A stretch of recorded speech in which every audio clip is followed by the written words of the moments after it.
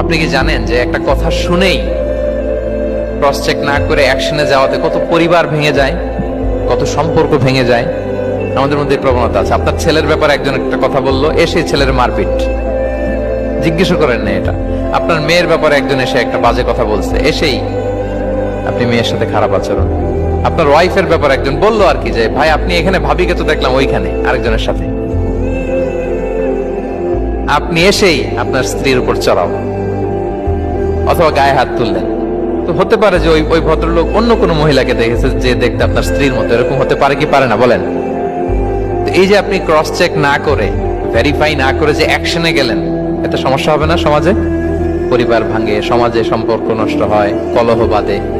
এই জন্য আল্লাহ তাআলা বলেন যে সোসাইটিটাকে যদি পিসফুল করতে চাও, ইযা জাআকুম ফাসিকুম বিনাবাইন ফাতাবায়ানু, নিউজ আসলেই বিশ্বাস করো না, you have to cross check.